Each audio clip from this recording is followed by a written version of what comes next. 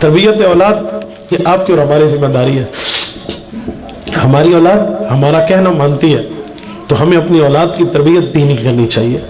دینی معاملات میں صبح میں خود اٹھوں گا نا تو میرا بچہ نماز پڑھنے کے لیے اٹھے گا. جب میں نہیں اٹھوں گا نا تو بیٹا تو چلا جا مسجد. یہ نہیں ہو سکتا، امپاسبل، ناممکن ہے کہ وہ چلا جائے. بچے آپ کے اور میری زبان، آپ کے اور میرے کریکٹر، عمل کو دیکھ کر سیکھتے ہیں. ہمارے بھاشن دینے سے، ہمارے لیکچر دینے سے نہیں سیکھتے. یہ یاد رکھیں، جو ہم کریں گے نا وہ وہی کریں گے.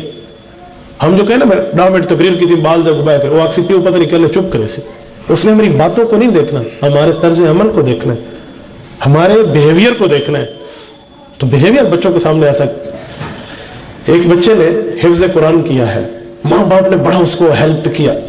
میں نے ان کے ماں باپ سے ملاقات میں ایک بات پوچھی کہ آپ کے بچے نے چھوٹی عمر میں حفظ کیا ہے.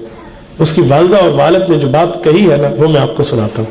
انہوں نے کہا جی ہاں حضرت قاری صاحب نے تو حفظ کرایا، اس کی بہت بڑی محنت ہے، اس میں کوئی شک نہیں ہے، لیکن ساتھ ماں باپ کا تعاون بھی چاہیے نا. حضرت قاری صاحب بیٹھے ہیں، نصف صدی ہو گئی اللہ نے قرآن کی خدمت لی، اللہ قبول فرمائے. ان سے پوچھیں جو ماں باپ ساتھ تعاون نہ کرے وہ بچہ کیسے پڑھتا ہے یا نہیں پڑھتا؟ استاد لیکن گھر والے ساتھ تعاون.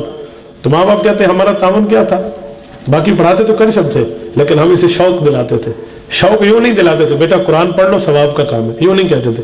ہم کیا کرتے روزانہ دوسرے دن، چوتھے دن، پانچویں دن یا کسی تقریب میں والد بیٹھ کے والدہ کو کہتا، اس اپنی بیوی کو سناتا، بیٹے کو، اس کو لوگ مخاطب نہ کرتا، اپنی بیوی کو کہتا میں آج ایک جگہ گیا تھا، ایک حافظ قرآن ٹھہرے تھے، لوگ اس کی بڑی عزت کر رہے تھے، اس حافظ کی بلے بلے ہو رہی تھی، اس حافظ کی بہت عزت تھی اور بہت لوگ خوش ہو رہے تھے کہ حافظ صاحب ہمارے ساتھ بیٹھے. تو بچے کے برین واش ہو رہا ہے نا کہ حفظ قرآن کی بڑی ویلیو. کبھی کسی حافظ قرآن کو گھر میں بلایا اور اس بچے کو آ کر یہ بیٹا یہ آپ کا انعام ہے، یہ آپ رکھ لیں. اپنا بیٹا دیکھ رہا ہے، اچھا بیٹا تم بھی کچھ رکھ لو، وہ حافظ تھا اسی لیے میں نے اسے پہلے دیا ہے، سوری بیٹا آپ ناراض نہ ہونا. یہ جملہ بیٹے کے دل میں گھر کر جائے گا کہ باپ میرا ہے، مجھے پہلے پیسے نہیں دیتا، اس کو دے رہا ہے. اچھا حفظ قرآن اتنی بڑی نعمت ہے.